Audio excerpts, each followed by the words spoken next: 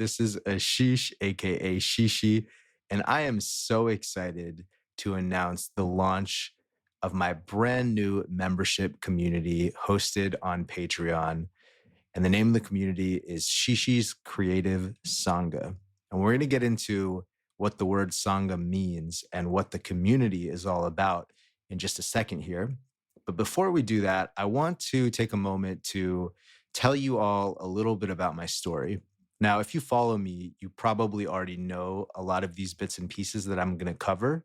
But regardless of what I may have shared in the past, what I'm about to share today about my story is very relevant to the reason that I started this community. So growing up, I was the textbook quintessentially shy, awkward, socially anxious kid. And I also moved around a lot growing up. I was born in the States, but when I was 4, my family moved to Beijing, China.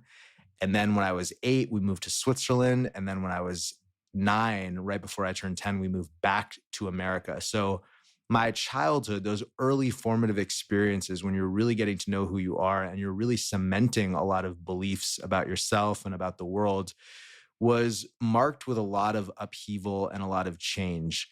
And that coupled with the fact that I was generally just a very sensitive and introverted kid and had trouble breaking into a new scene or making new friends kind of led to a lot of limiting beliefs around my ability to feel like I belong in a community, my ability to feel like I am socially accepted, my ability to feel like I'm quote unquote doing it right or doing it the way that society or culture around me wants to see me doing it, whatever it is. And these are beliefs that really permeated through my childhood. And there were certain attachment issues that I uncovered much later on in life, only a few years ago, having to do with the way that I was raised and my relationship with my parents. And there were certain parts of me that I discovered much later on in life never really felt like their needs were getting met. Specifically, the need that I think all children have, which is to feel like they're being delighted in.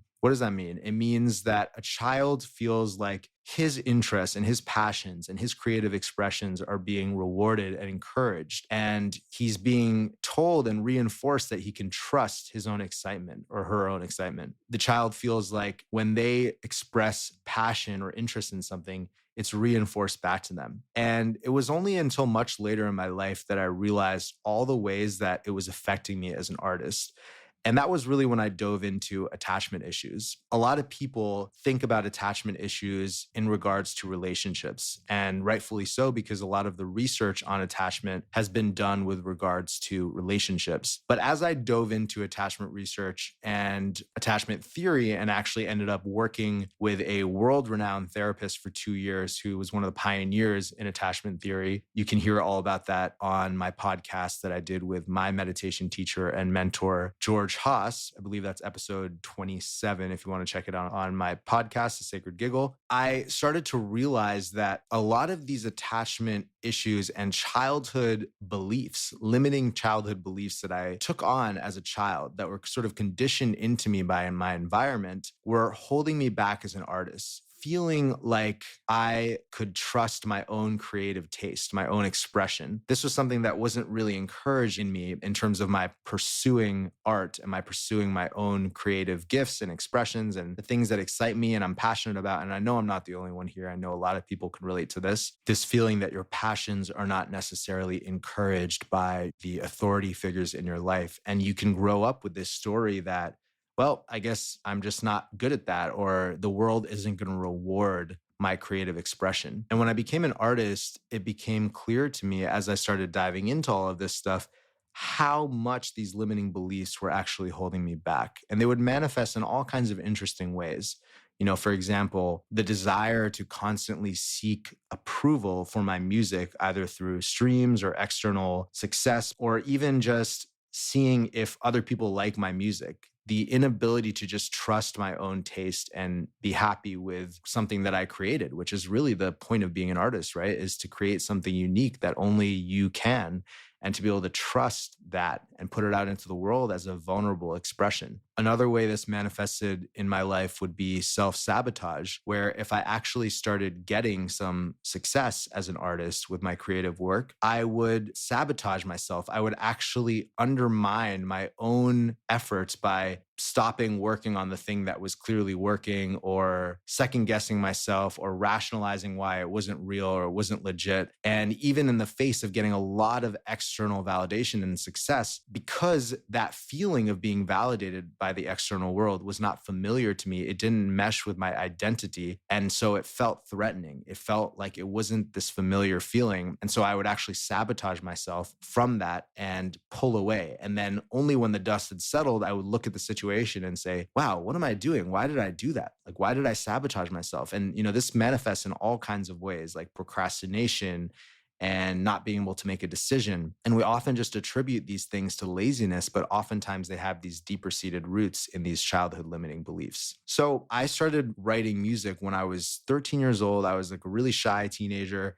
Didn't really have any friends, couldn't really connect with the other kids. So I was never really in any bands, but I knew that I wanted to create music. And so I would just sit in my room for hours and play the acoustic guitar and just write these super shitty, like angsty pop songs on my guitar. But I didn't actually release an original song until I was 27 years old, almost 15 years after I originally started writing songs. It took me that much time to muster up the courage to actually release a song, to muster up the belief in myself that what I had to say creatively and artistically was worth sharing in the world. And so that's another manifestation of these deep-seated limiting beliefs that I knew that this is what I wanted to do at such a young age, but I took all kinds of different career paths and turns. I went to business school. I worked in all kinds of corporate jobs.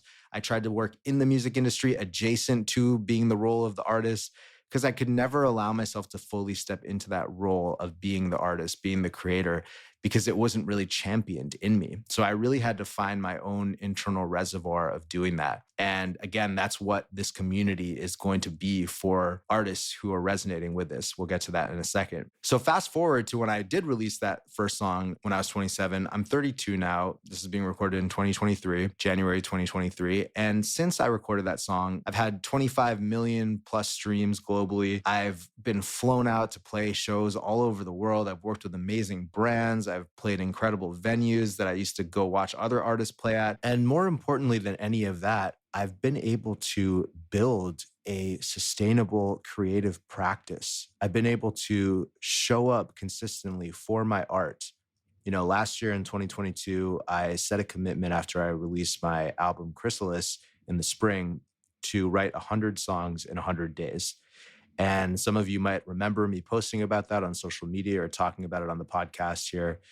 And I did it. I actually wrote closer to 150 songs over 100 days. And it was a beautiful journey of reclaiming that artistic, creative impulse that had finally been championed, that I was finally giving light to with my own presence and love and awareness, and giving space and priority to that part of myself. And I don't say any of this to, flex or anything like that. It's just to show what can happen when you really do the work on yourself. I truly could not have found a more shy and insecure kid than I was, honestly, in high school. It's like if I were to meet that version of myself, he would be unrecognizable from the person that I am today, but I would have so much compassion for him, because I know that he was going to turn into someone who was willing to look inwards and do this work so that he could step into the artist that he was destined to be. And that's what I want for all of you listening to this show. Whether or not you are an artist or a musical artist, or even consider yourself creative, I believe that every single human being on the planet has a unique creative gift that only they can bring. The problem,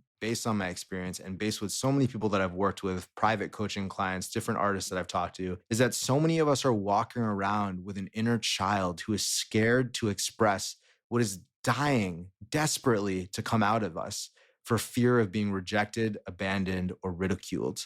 So if you're here, if you're listening to this podcast, if you're listening to this audio, you probably resonate with my content and art, and maybe you resonate with the feeling of living a life that is not true to you. There's a great book by a woman named Bronnie Ware. It's called The Top 5 Regrets of the Dying. And this book was written by a woman who worked in palliative care for 25 years. So she was taking care of people who were at the end of their life, like last 6 months of their life. And through that time, she talked to, thousands of people who are basically on their deathbed and talked to them, asked them all kinds of questions. And she wrote a book about the top 5 regrets that she heard. And you guys want to know what the number one regret was? It was, I wish I had lived a life true to myself and not the life that others expected of me.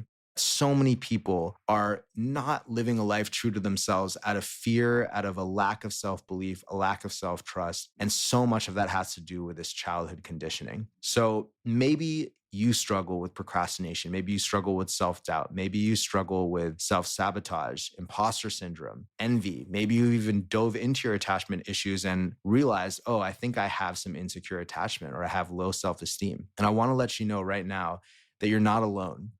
I feel you. I've been there. I've still worked through this stuff. And the reason that I started this community is because I'm so passionate about healing that specifically for artists. So with that, I am very excited to announce the beautiful birth of Shishi's creative Sangha. Now, Sangha is the Sanskrit word for community. It's a place where like-minded souls can gather to support one another in a common mission or purpose. This creative Sangha provides education, tools, and resources to help us heal the limiting beliefs and negative emotional patterns that we accrued during childhood and that now hold us back from sharing our unique gifts with the world. This is a safe space for artists, creatives, and spiritual seekers to explore, create, and share our ideas with a community of loving and supportive collaborators. Together, we're regularly going to provide for each other the delight and encouragement that our inner childs so desperately needed growing up. We're going to give that to each other in community together so that we can finally feel safe to be ourselves and to bring forth what is dying to come out of us. So I'm going to leave a link in the show notes to go to the Patreon page that's hosting this Sangha to check out all the benefits that you get as a subscribing member. And if you're listening to this audio on the Patreon page, then obviously you're already there. But really the core of this Sangha is centered around a group coaching call. So every month we're going to gather and explore the education, implementation, and integration of the actual step-by-step process of healing limiting beliefs at the deepest root level and healing negative emotional patterns at the deepest root level as creatives. And this is based on the 3-pillar approach that I use with my private clients that has been so effective in my life that my mentors have taught me. And these are really the 3 steps to systematically healing the deepest held limiting beliefs and negative emotional patterns that we have as creatives. And those 3 components are, number 1, inner child healing work. And we're going to be using a very specific modality called the Ideal Parent Figure Protocol. Again, if you want to hear more details about that, check out the episode on the Sacred Giggle podcast with George Haas. That's episode 27, I believe. For those of you who want to get a taste of this, sign up for my mailing list. That'll be in the show notes as well. And you'll get a free inner child meditation where I walk you through a general version of the protocol. But this is what I use with my private clients. This is what my therapist and my coach uses with me on a weekly basis to go into the deepest held traumas and limiting beliefs that are held in the body, in the nervous system, and uproot them by replacing that database of negative information with more positive stories by using the imagination. So that's really the deepest layer of the onion. Number 2 is meditation. Specifically replacing negative thoughts with positive ones, where we grow our ability to think positively about ourselves and about others in the world. We're also going to practice becoming more aware of your thoughts, of your emotional patterns, of how you make up the world in the present moment, so that you can start to understand the ways in which you are acting on these deep-seated limiting beliefs. Awareness is always the first step to any type of change. So this is such an important step that oftentimes traditional therapy misses, right? Like if you're just talking about your problems all the time or just trying to take the right actions, but you're not actually replacing the negative beliefs with positive ones and actually cultivating your awareness to become mindful of the moments that you're falling back into unhelpful patterns, then, none of those things actually have any sort of lasting value. And number three is taking action on your creative impulses, creating what it is that you want to create and sharing it with a community that is going to hold you lovingly and is going to give you the delight and the encouragement and enthusiasm that your inner child needed to feel in order to feel safe to create what it is that you want to create. So we're going to give ourselves that as a community. We're going to show up and actually take action and hold each other accountable in creating what it is that we want to create. So I like to think of these three layers as cleaning up, waking up, and showing up, right? We're cleaning up all the gunk at the deepest root level. Then we're going to be waking up to that by practicing the meditation and becoming more awake and more aware of when we're falling back into those patterns. And then we're going to be regularly showing up and helping each other show up by bringing our creative gifts forth in the safety of this community so that we can start to apply that safety out into the real world and do what we came to this planet to do, which is to be our unique, epic, creative selves. Because at the end of the day, this group is all about applying these principles and these practices to helping us be more freely expressed creatives. Each of these calls will include education on attachment theory, guided inner child visualizations, guided meditations, an opportunity for members to be individually coached by me in front of the whole group on any specific issues that they might be facing in their lives or in their creative work. And finally, creative sharing sessions. So remember when you were in school and you would have show and tell where there would be a day where everybody would get to bring in a project or something that they had made, and the rest of the class and the teacher would give you props, give you applause, delight in you at creating that thing. Well, as creatives, it's super important that we're acknowledged and encouraged for the work that we do, especially those of us who struggle with these self-esteem issues and maybe these childhood attachment issues that I've been discussing. So this is a monthly opportunity to come together as a community and share our work and just bask in the love of a supportive community. It's also an opportunity for anybody who's sharing to give us a little bit more insight into your creative process.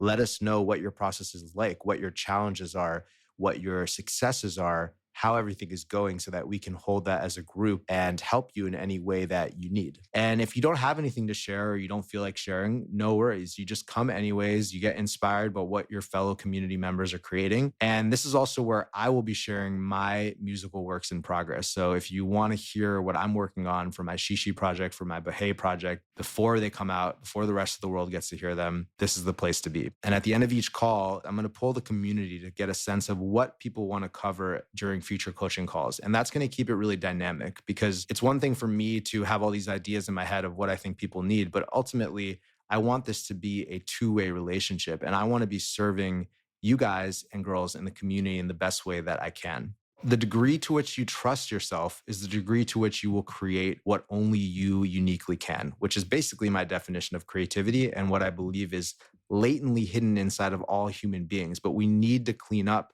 these limiting beliefs in order to access that. This is not an online course with an end date. What I have found personally from taking courses is that you take the course, or I've taken the course in the past. I've taken all kinds of different courses on personal development and creativity, all kinds of things. And, maybe there's some missions or exercises or workbooks, or there's an accountability group. Maybe you get partnered with someone. There's all this excitement at the beginning, and you probably do get a lot of results. I know I have gotten quite a few results when I've taken these courses, but the problem is that when the course is over, I found for myself that oftentimes the excitement fades, the accountability drops again.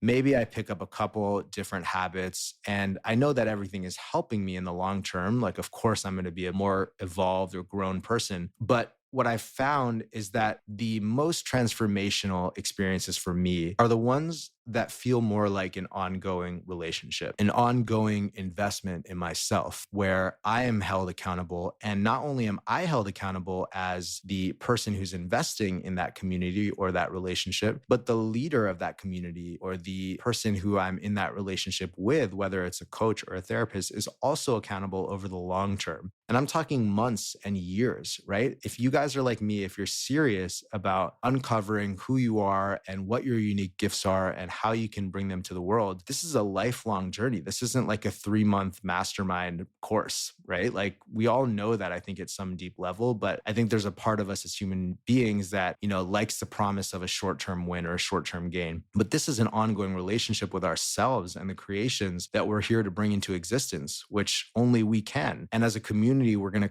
cultivate that together within one another. And that's my commitment to all of you who make the investment in yourselves, take the leap, take the jump, and join the Creative Sangha. I'm going to be right there with you, creating every month, putting out music every month, sharing it, because it's so important to share and be delighted in and seen and acknowledged by a community in which you feel safe to share. So you're not just creating in a vacuum. That's such a healing experience for us as creatives. So I'm going to be right there with you, and I'm going to be holding myself accountable. There's going to be monthly guided meditations. There's going to be monthly group accountability challenges. There'll be a private WhatsApp group just for our community so that we can share what we're going through, our challenges, our victories. And for any of you who start to get a lot of value out of this, which I'm sure you will, and maybe you want to go deeper, maybe you want to go more personal, all members of the Creative Sangha will receive a 25% off discount on all one-on-one private coaching packages with myself. There will be access to all the recorded content, all the coaching calls and guided meditations from previous months. And you guys will also be able to recommend topics for this show, the Sacred Giggle podcast. There's honestly a lot of dope perks, and I would encourage you, if any of this resonated with you and you're interested in checking out the community, to go to the Patreon link that's in the show notes. And if you're listening to this on Patreon, then you're obviously there already. Check out the membership, check out the community, see if it resonates with you. And I look forward to seeing you inside so that we can begin this journey together of healing at the deepest level and creating what only we can uniquely bring into this world. And with that, I'll leave you guys and girls with a quote from the Gospel of Thomas. I'm not a Christian man, but I do love this quote. I think it totally sums up this entire community that I've started and why I've started it. So the quote is, "If you bring forth what is within you, what you bring forth will save you. If you do not bring forth what is within you, what you do not bring forth will destroy you." That's all for today. I love you all. Thank you so much for tuning in. As always, check out the community and see you on the next episode. Peace out.